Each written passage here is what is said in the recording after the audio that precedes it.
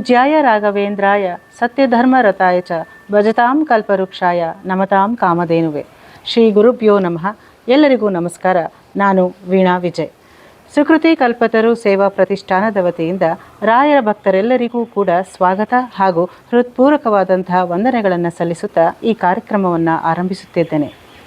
ಇಂದು ನಾವು ಇಲ್ಲಿ ನೆರೆದಿರುವಂತಹ ಮುಖ್ಯ ಉದ್ದೇಶ ಸುಕೃತಿ ಕಲ್ಪತರು ಸೇವಾ ಪ್ರತಿಷ್ಠಾನ ವತಿಯಿಂದ 2026ರಲ್ಲಿ ನಡೆಯಲಿರುವ ಏಕಕಾಲದಲ್ಲಿ ಕೋಟಿ ರಾಘವೇಂದ್ರ ಅಷ್ಟಾಕ್ಷರ ಲೇಖನ ಮಹಾಯಜ್ಞದಲ್ಲಿ ಭಾಗವಹಿಸಲು ಇಚ್ಛಿಸುವಂತಹ ಸ್ವಯಂ ಸೇವಕರಿಗೆ ಉಂಟಾಗಬಹುದಾದಂತಹ ಬಹಳ ಮುಖ್ಯವಾದಂತಹ ಸಂದೇಹಗಳನ್ನು ಪ್ರಶ್ನೋತ್ತರಗಳ ಮುಖಾಂತರ ಉತ್ತರವನ್ನು ನೀಡುವುದೇ ಈ ಕಾರ್ಯಕ್ರಮದ ಮುಖ್ಯ ಉದ್ದೇಶ. ಈ ಕಾರ್ಯಕ್ರಮಕ್ಕೆ ಪ್ರತಿಷ್ಠಾನದ ವತಿಯಿಂದ ಶ್ರೀ ಭಾರತೀಶ್ ಅವರು ಈ ಕಾರ್ಯಕ್ರಮಕ್ಕೆ ಆಗಮಿಸಿದ್ದು ಸ್ವಯಂ ಸೇವಕರಿಗೆ ಉಂಟಾಗಬಹುದಾದಂತಹ ಸಂದೇಹಗಳನ್ನು ಪ್ರಶ್ನೋತ್ತರಗಳ ಮುಖಾಂತರ ಉತ್ತರಿಸಲು ಇಲ್ಲಿ ನಮ್ಮೊಂದಿಗೆ ಇದ್ದಾರೆ. ಇನ್ನು ತಡ ಯಾಕೆ, ಪ್ರಾರಂಭ ಮಾಡೋಣಲ್ವ ಕಾರ್ಯಕ್ರಮವನ್ನು. ಭಾರತೀಶ್ವರೇ, ಸ್ವಾಗತ ಸುಸ್ವಾಗತ ನಮ್ಮ ಕಾರ್ಯಕ್ರಮಕ್ಕೆ. ಭಾರತೀಶ್ವರೇ, ಮೊಟ್ಟ ಮೊದಲನೆಯದಾಗಿ ನಮ್ಮ ಪ್ರಶ್ನೆ, ಈ ಏಕಕಾಲದಲ್ಲಿ ಕೋಟಿ ರಾಘವೇಂದ್ರ ಅಷ್ಟಾಕ್ಷರ ಲೇಖನ ಮಹಾಯಜ್ಞ ಅಂದರೆ ಏನು ಅನ್ನೋದನ್ನು ನಮ್ಮ ವೀಕ್ಷಕರಿಗೆ ತಿಳಿಸ್ಕೊಡಿ. ಖಂಡಿತ. ನಮಸ್ಕಾರ. ಶ್ರೀ ಗುರುಭ್ಯೋ ನಮಃ. ಹರಿ ಓಂ. ಮೊದಲಿಗೆ ಈ ಹಿಂದೆ 2022ರಲ್ಲಿ ನಡೆದ ಏಕಕಾಲದಲ್ಲಿ ಲಕ್ಷ ರಾಘವೇಂದ್ರ ಅಷ್ಟಾಕ್ಷರ ಲೇಖನ ಯಜ್ಞಕ್ಕೆ ನಮಗೆ ಸಹಾಯ ಹಾಗೂ ಸಹಕಾರ ನೀಡಿದ ಮಠದ ಆಡಳಿತ ವರ್ಗ ಹಾಗೂ ಸಿಬ್ಬಂದಿ ವರ್ಗಕ್ಕೆ ಅನಂತಾನಂತ ಹೃತ್ಪೂರ್ವಕ ವಂದನೆಗಳನ್ನು ತಿಳಿಸುತ್ತಾ ಹಾಗೂ ನಮ್ಮ ಸ್ವಯಂ ಸೇವಕರಿಗೆ ಮತ್ತೊಮ್ಮೆ ನಮ್ಮ ಅಭಿನಂದನೆಗಳನ್ನು ತಿಳಿಸುತ್ತಾ ಕಾರ್ಯಕ್ರಮನ ಶುರು ಮಾಡೋಣ. ಇನ್ನು ಈ ಏಕಕಾಲದಲ್ಲಿ ಕೋಟಿ ರಾಘವೇಂದ್ರ ಅಷ್ಟಾಕ್ಷರ ಲೇಖನ ಯಜ್ಞ ಅಂತ ಏನು ಅಂದರೆ, ಈ ಬಾರಿ 2026ರಲ್ಲಿ ನಿಮ್ಮ ಮನೆ ಹತ್ತಿರ ಇರುವ ರಾಯರ ಮಠಗಳಲ್ಲಿ ಒಂದೇ ದಿವಸ ಒಂದೇ ಸಮಯದಲ್ಲಿ ಕುಳಿತು 108 ಬಾರಿ ಶ್ರೀ ರಾಘವೇಂದ್ರಾಯ ನಮಃ ಎಂದು ಪ್ರತಿಷ್ಠಾನದ ವತಿಯಿಂದ ಕೊಡುವ ಉಚಿತ ಪುಸ್ತಕಗಳಲ್ಲಿ ಬರೆಯುವುದೇ ಏಕಕಾಲದಲ್ಲಿ ಕೋಟಿ ರಾಘವೇಂದ್ರ ಅಷ್ಟಾಕ್ಷರ ಲೇಖನ ಯಜ್ಞ. ಅತಿ ಅತ್ಯದ್ಭುತವಾದಂಥ ಪರಿಕಲ್ಪನೆ, ಬಹಳ ಶ್ರೇಷ್ಠವಾದ ಸೇವೆ ಅಂತ ಹೇಳಿ ಅನಿಸುತ್ತೆ. ಹಾಗಾದರೆ ನನ್ನ ಮುಂದಿನ ಒಂದು ಪ್ರಶ್ನೆ, ಈ ಒಂದು ಲೇಖನ ಮಹಾಯಜ್ಞ ನಡೆಯುವ ಕಾರ್ಯಕ್ರಮ ನಡೆಯುವುದು ಎಲ್ಲಿ, ಎಂದು ಹಾಗೂ ನಡೆಸುವ ಸಮಯ, ಇದು ಬಹಳ ಮುಖ್ಯವಾಗಿ ನಮ್ಮ ವೀಕ್ಷಕರಿಗೆ ಬೇಕು, ತಿಳಿಸ್ಕೊಡಿ. ಖಂಡಿತ. ನೋಡಿ, ಈ ಬಾರಿ 2026ರಲ್ಲಿ ಏಕಕಾಲದಲ್ಲಿ ಕೋಟಿ ರಾಘವೇಂದ್ರ ಅಷ್ಟಾಕ್ಷರ ಲೇಖನ ಯಜ್ಞವನ್ನು ಬೆಂಗಳೂರು ಮಹಾನಗರ ಹಾಗೂ ಬೆಂಗಳೂರು ಗ್ರಾಮಾಂತರದಲ್ಲಿರುವ ಎಲ್ಲಾ ರಾಯರ ಮಠಗಳಲ್ಲೂ ಇದರ ವ್ಯವಸ್ಥೆ ಆಗಿದೆ. ಇನ್ನು ದಿನಾಂಕ ಬಂದು ಭಾನುವಾರ ಆಗಸ್ಟ್ 23, 2026. ನಾನು ಮತ್ತೊಮ್ಮೆ ಹೇಳ್ತಾ ಇದ್ದೀನಿ, ಭಾನುವಾರ ಆಗಸ್ಟ್ 23, 2026. ಸಮಯ ಬಂದು ಸುಮಾರು 9:30ಯಿಂದ 12:30ವರೆಗೆ ಬೆಂಗಳೂರು ಮಹಾನಗರ ಹಾಗೂ ಗ್ರಾಮಾಂತರದಲ್ಲಿರುವ ಎಲ್ಲಾ ರಾಯರ ಮಠಗಳಲ್ಲೂ ಇದರದ ವ್ಯವಸ್ಥೆ ಆಗಿದೆ. ವೀಕ್ಷಕರಿಗೆ ಈಗ ವಿಷಯ ಗೊತ್ತಾಯ್ತಲ್ಲ, ಯಾವತ್ತು ಹೇಳಿ? ಭಾನುವಾರ ಆಗಸ್ಟ್ 23, 2026 ಎಲ್ಲ ಅವರವರ ಬಳಿಯಲ್ಲಿರುವಂತಹ ರಾಯರ ಮಠಗಳಲ್ಲಿ, ಸರಿ ಅಲ್ವಾ? ಖಂಡಿತ. ಹಾಗಾದರೆ ಭಾರತೀಶ್ ಅವರೇ, ಪ್ರತಿಷ್ಠಾನದ ವತಿಯಿಂದ ಪುಸ್ತಕಗಳನ್ನು ನೀವು ಕೊಡ್ತೀನಿ ಅಂತ ಹೇಳಿದ್ರಿ. ಇದಕ್ಕೆ ನಮ್ಮ ರಾಯರ ಭಕ್ತರು ಎಷ್ಟು ಬೆಲೆ ಕೊಟ್ಟು ತಗೊಳ್ಬೇಕು, ಇದಕ್ಕೆ ಎಷ್ಟು ರೂಪಾಯಿ ಕೊಟ್ಟು ಕೊಂಡ್ಕೊಳ್ಬೇಕು ಅನ್ನೋ ಮಾಹಿತಿನೂ ಕೂಡ ನೀವು ಕೊಟ್ಬಿಡಿ. ಖಂಡಿತ. ಈ ಹಿಂದೆ ಏಕಕಾಲದಲ್ಲಿ ಲಕ್ಷ ರಾಘವೇಂದ್ರ ಅಷ್ಟಾಕ್ಷರ ಲೇಖನ ಯಜ್ಞಕ್ಕೂ ಸಹ ನಾವು ಪುಸ್ತಕಗಳನ್ನ ಉಚಿತವಾಗಿ ಕೊಟ್ಟಿತ್ತು, ಯಾವುದೇ ತರ ಹಣ ಸಂದಾಯ ಮಾಡಿರಲಿಲ್ಲ.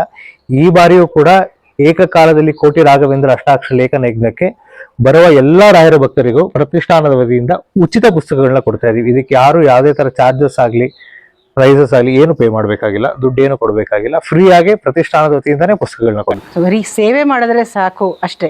ಸೊ ರಾಯರ ಒಂದು ಅನುಗ್ರಹವನ್ನು ಪಡೆಯೋದಕ್ಕೆ ಇವರು ಉಚಿತವಾಗಿಯೇ ಪ್ರತಿಷ್ಠಾನದಿಂದ ಕೊಡ್ತಿರೋದು ಬಹಳ ಅತ್ಯದ್ಭುತವಾದಂತಹ ಪರಿಕಲ್ಪನೆ. ವಾಲಂಟಿಯರ್ಸ್ ಅಥವಾ ಸ್ವಯಂ ಸೇವಕರಾಗಿ ಈ ಮಹಾಯಜ್ಞದಲ್ಲಿ ಸೇವೆ ಸಲ್ಲಿಸಬೇಕು ಅಂತ ಹೇಳಿದ್ರೆ ಇಚ್ಛಿಸುವವರು ಯಾವ ರೀತಿ ಸೇವೆಯನ್ನು ಸಲ್ಲಿಸಬಹುದು, ಅದರ ಬಗ್ಗೆ ಮಾಹಿತಿ. ಖಂಡಿತ. ಈಗ ವಾಲಂಟಿಯರ್ಸ್ಗೆ ನಮ್ಮ ಮಹಾಯಜ್ಞದ ದಿವಸ ಏನು ಕೆಲಸ ಇರುತ್ತೆ ಅಂದ್ರೆ, ವಾಲಂಟಿಯರ್ಸ್ ನಾವೇನ್ ಮಾಡಬೇಕು ಅನ್ನೋದು ಸಹಜವಾದ ಪ್ರಶ್ನೆ. ಸೊ ಅದಕ್ಕೆ ಏನು ಅಂತಂದ್ರೆ, ಕಾರ್ಯಕ್ರಮ 9:30 ಹಾಗೆ ಶುರು ಆಗೋದ್ರಿಂದ ಒಂದು ಅರ್ಧ ಗಂಟೆ ಮುಂಚೆ ರಾಯರ ಮಠಕ್ಕೆ ಬಂದು ನಾವು ಕೊಟ್ಟಿರೋ ಪುಸ್ತಕಗಳನ್ನೆಲ್ಲ ರೆಡಿ ಮಾಡಿ ಇಟ್ಕೊಂಡು ಬರೋ ಭಕ್ತಾದಿಗಳನ್ನೆಲ್ಲ ಲೈನ್ ಅಂದ್ರೆ ಸರದಿಯಲ್ಲಿ ಕೂಡಿಸಿ ಅವ್ರು ನಾವು ಕೊಡೋ ಪುಸ್ತಕನೆಲ್ಲ ನೀವು ಡಿಸ್ಟ್ರಿಬ್ಯೂಟ್ ಮಾಡಿ ಅವ್ರು ಬರೆದಾದ್ಮೇಲೆ ಮತ್ತೆ ಕಲೆಕ್ಟ್ ಮಾಡಿ ನೀವೇ ಇಟ್ಕೋಬೇಕಾಗತ್ತೆ. ಒಂದ್ ದಿವಸ ಬಂದು ನಾವೇ ನಿಮ್ಮ ಹತ್ರ ಇರೋ ಪುಸ್ತಕಗಳನ್ನೆಲ್ಲ ನಾವು ಕಲೆಕ್ಟ್ ಮಾಡ್ಕೊಂತೀವಿ. ಸೊ ಇದು ಓವರ್ ಆಲ್ ಒಂದು ರೆಸ್ಪಾನ್ಸಿಬಿಲಿಟಿ ಆಫ್ ಎ ವಾಲಂಟಿಯರ್. ಚೆನ್ನಾಗಿ ಅರ್ಥ ಆಯ್ತು ಅನ್ಸುತ್ತೆ ನಮ್ಮ ವಾಲಂಟಿಯರ್ಸ್ ಆಗಿ ಬರೋರಿಗೆ. ಹಾಗಾದರೆ ಪ್ರತಿಷ್ಠಾನದ ವತಿಯಿಂದ ಉಚಿತವಾಗಿ ಪುಸ್ತಕಗಳನ್ನು ನೀವು ಕೊಡ್ತೀರಿ ಅಂತೇನೋ ಹೇಳಿದ್ರಿ.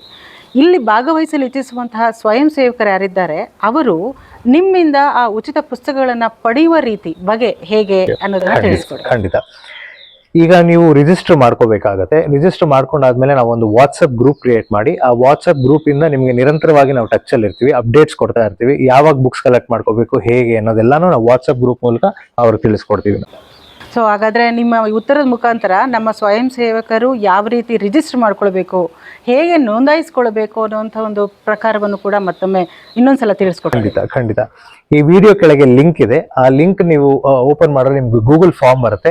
ಅದರಲ್ಲಿ ನಿಮ್ಮೆಲ್ಲಾ ಮಾಹಿತಿಗಳು ಮತ್ತೆ ನಿಮ್ಮ ಮನೆ ಹತ್ತಿರ ರಾಯರ ಮಠದ್ದು ಒಂದು ಮಾಹಿತಿಯನ್ನು ಸೇರಿಸಿ ಅಲ್ಲಿ ರಿಜಿಸ್ಟರ್ ಮಾಡ್ಕೊಂಡ್ರೆ ನೀವು ಆ ಮಠಕ್ಕೆ ರಿಜಿಸ್ಟರ್ ಆಗ್ಬೋದು. ಅಂದ್ರೆ ವಾಲಂಟಿಯರ್ಸ್ ಆಗಿ ನೀವು ರಿಜಿಸ್ಟರ್ ಆಗ್ಬೋದು. ತಂತ್ರಜ್ಞಾನ ಬೆಳೆದಿರೋದು ಹೇಗಿದೆ ಅಂದ್ರೆ ಕುಳಿತಲ್ಲಿಯೇ ಎಲ್ಲ ಸೇವೆಯನ್ನು ಕೂಡ ಆರಾಮಾಗಿ ಮಾಡ್ಕೊಂಡು ಹೋಗ್ಬೋದು. ಬಹಳ ಅದ್ಭುತವಾದಂಥದ್ದು. ಈಗ ನಿಮ್ಮ ಮತ್ತೊಂದು ಪ್ರಶ್ನೆ, ಮಹಾಯಜ್ಞದಲ್ಲಿ ಸ್ವಯಂ ಸೇವಕರಾಗಿ ಎಂಥವರು ಯಾರ್ಯಾರು ರಿಜಿಸ್ಟರ್ ಮಾಡ್ಕೊಳ್ಬಹುದು, ಇದು ಬಹಳ ಮುಖ್ಯವಾದಂತಹ ಪ್ರಶ್ನೆ. ಇದನ್ನ ತಿಳಿಸ್ಕೊಡ್ಬೇಕು ನಮ್ಮ ವೀಕ್ಷಕ. ಖಂಡಿತ. ಸೊ ಎಲ್ಲಾ ರಾಯರ ಭಕ್ತರು ಇದಕ್ಕೆ ಸ್ವಯಂ ಸೇವಕರಾಗಿ ಸೇವೆ ಸಲ್ಲಿಸಬಹುದು. ಜಾತಿ, ಮತ, ಲಿಂಗ ಭೇದ ಯಾವುದೇ ತರದ್ದು ಇಲ್ಲ. ಎಲ್ಲರೂ ಬಂದು ರಾಯರ ಭಕ್ತರಿಗೆ ವಿಶೇಷವಾಗಿ ಮಹಾಯಜ್ಞದಲ್ಲಿ ಸೇವೆ ಸಲ್ಲಿಸಬಹುದು. ಸೊ ಇದು ಅತ್ಯದ್ಭುತವಾದಂತಹ ಉತ್ತರ. ಕಾರಣ ಇಷ್ಟೇ, ನಮ್ಮ ರಾಯರು ಎಲ್ಲರಿಗೂ ಪ್ರೀತಿಪಾತ್ರರು, ಎಲ್ಲರೂ ಕೂಡ ರಾಯರಿಗೆ ಪ್ರೀತಿಪಾತ್ರರು. ಆದ್ದರಿಂದ ಇಲ್ಲಿ ಲಿಂಗ ಭೇದ ತಾರತಮ್ಯ ಏನೂ ಇಲ್ಲದೆ ಇರೋದು ಬಹಳ ಮುಖ್ಯವಾದಂತಹ ಒಂದು ಸೇವೆ ಇದಾಗಿದೆ. ಸೊ ಬಹುಶಃ ನಮ್ಮ ಈ ಒಂದು ಕಾರ್ಯಕ್ರಮದ ಅಡಿಯಲ್ಲಿ ಸ್ವಯಂ ಸೇವಕರಾಗಿ ಈ ಒಂದು ಮಹಾಲೇಖನ ಯಜ್ಞದಲ್ಲಿ ಭಾಗವಹಿಸಲು ಇಚ್ಛಿಸುವಂತಹ ಸ್ವಯಂ ಸೇವಕರಿಗೆ ಬರಬಹುದಾದ ಅತಿ ಮುಖ್ಯವಾದ ಸಂದೇಹಗಳಿಗೆ ಪರಿಹಾರವನ್ನು ನಮ್ಮ ಭಾರತೀಶ್ ಅವರು ನಿಮಗೆ ಕೊಟ್ಟಿದ್ದಾರೆ ಅಂತ ಆಶಿಸ್ತೇನೆ. ಕಡೆಯದಾಗಿ ಭಾರತೀಶ್ ಅವರೇ, ಈ ಸ್ವಯಂ ಸೇವಕರಾಗಿ ಸೇವೆ ಇಚ್ಛಿಸುವಂಥವ್ರಿಗೆ ನಿಮ್ಮ ಕಡೆಯಿಂದ ಯಾವ ರೀತಿಯ ಒಂದೆರಡು ಮಾತುಗಳನ್ನು ಹೇಳೋದಕ್ಕೆ ಇಷ್ಟಪಡ್ತೀರಿ? ಖಂಡಿತ. ಕೊನೆಯದಾಗಿ ನಾನು ಹೇಳೋದೇನು ಅಂತಂದ್ರೆ, ಇದು ದೊಡ್ಡ ಪ್ರಮಾಣದಲ್ಲಿ ನಡೀತಾ ಇರೋದ್ರಿಂದ, ತುಂಬಾ ಜನ ಸೇರೋದ್ರಿಂದ ನಮಗೆ ಯಾವುದೇ ತರ ಅಹಿತಕರ ಘಟನೆಗಳಾಗಬಾರ್ದು. ಸೊ ಹಾಗಾಗಬಾರ್ದು ಅಂದಲ್ಲಿ ನಾವು ಸ್ವಲ್ಪ ಶಿಸ್ತು, ಸಂಯಮ, ಸಹನೆಯನ್ನ ಕಾಪಾಡಿಕೊಂಡ್ರೆ, ನಾವು ಈಗ ವಾಲಂಟಿಯರ್ಸ್ಗೆ ಹೇಗೆ ಇನ್ಸ್ಟ್ರಕ್ಷನ್ಸ್ ಕೊಟ್ಟಿದ್ದೀವೋ ಭಕ್ತಾದಿಗಳಿಗೂ ಹಾಗೆ ಇನ್ಸ್ಟ್ರಕ್ಷನ್ಸ್ ಕೊಟ್ಟಿದ್ದೀವಿ ನಾವು. ಸೊ ಒಬ್ಬರಿಗೊಬ್ರು ಸಹಕರಿಸಿಕೊಂಡು ಯಾವುದೇ ತರ ಅಹಿತಕರ ಘಟನೆಗಳನ್ನ ಆಗದಂಗೆ ನೋಡ್ಕೊಳ್ಳೋದೇ ಒಂದು ಮುಖ್ಯ ಸಂದೇಶ ಕೊಡಕ್ಕೆ ಇಷ್ಟಪಡ್ತೀನಿ ನಾನು. ಒಂದು ಪಕ್ಷದಲ್ಲಿ ಏನಾದ್ರೂ ಆತರ ಅಹಿತಕರ ಘಟನೆಗಳು ಏನಾದ್ರು ನಡೆದಲ್ಲಿ, ನಾವು ನಡಿಬಾರ್ದು ಅಂತ ನಾವು ರಾಯರಲ್ಲಿ ಪ್ರಾರ್ಥನೆ ಮಾಡ್ತಾ ಇದೀವಿ. ಒಂದು ವೇಳೆ ಏನಾದ್ರು ನಡೆದಲ್ಲಿ ಸುಕೃತಿ ಕಲ್ಪತರು ಸೇವಾ ಪ್ರತಿಷ್ಠಾನವು ಯಾವುದೇ ತರ ಜವಾಬ್ದಾರಿ ವಹಿಸೋದಿಲ್ಲ. ಸೊ ಹಾಗಾಗಿ ನಾನು ಮತ್ತೊಮ್ಮೆ ಎಲ್ಲ ವಾಲಂಟಿಯರ್ಸ್ ಅಲ್ಲಿ ತುಂಬಾ ಸವಿನಯದಿಂದ ಪ್ರಾರ್ಥನೆ ಏನು ಮಾಡೋದು ಅಂದ್ರೆ, ತಾಳ್ಮೆ ಮತ್ತು ಸಹನೆಯನ್ನು ಇಟ್ಟುಕೊಂಡು ಒಬ್ಬರಿಗೊಬ್ಬರು ಸಹಕರಿಸಿಕೊಂಡು ಈ ಯಜ್ಞವನ್ನು ಯಶಸ್ವಿಗೊಳಿಸಬೇಕಾಗಿ ಪ್ರಾರ್ಥನೆ. ಸ್ವಯಂ ಸೇವಕರಾಗಿ ಭಾಗವಹಿಸಲು ಇಚ್ಛಿಸುವವರಿಗೆ ಬಹಳ ಮುಖ್ಯವಾಗಿ ಬೇಕಾಗಿರುವಂಥದ್ದು ಸಹನೆ, ಶಾಂತಿ, ತಾಳ್ಮೆ ಹಾಗೂ ಕೆಲಸವನ್ನು ಸುಸೂತ್ರವಾಗಿ ನಡೆಸ್ಕೊಂಡು ಹೋಗುವಂಥ ಮನೋಭಾವ. ಈ ಎಲ್ಲ ಮನೋಭಾವಗಳನ್ನು ಇಚ್ಛಿಸುವವರು ಈ ಒಂದು ಸೇವಾ ಪ್ರತಿಷ್ಠಾನದಲ್ಲಿ ಸೇವೆಗೈಲಿ ಒಂದು ಪುಣ್ಯವನ್ನು ಗಳಿಸಲಿ ಅಂತ ಹೇಳಿ ಬಯಸ್ತೇನೆ. ಸೊ ರಾಯರ ಭಕ್ತರೆಲ್ಲರಿಗೂ ಕೂಡ ಈ ಒಂದು ಅವಕಾಶವನ್ನು ಸದುಪಯೋಗಪಡಿಸಿಕೊಂಡು ರಾಯರ ಕೃಪೆಗೆ ಪಾತ್ರರಾಗಬೇಕಂತ ತಿಳಿಸ್ತಾ ಈ ನಮ್ಮ ಕಾರ್ಯಕ್ರಮವನ್ನು ಮುಗಿಸೋಣ. ನಮಸ್ಕಾರ.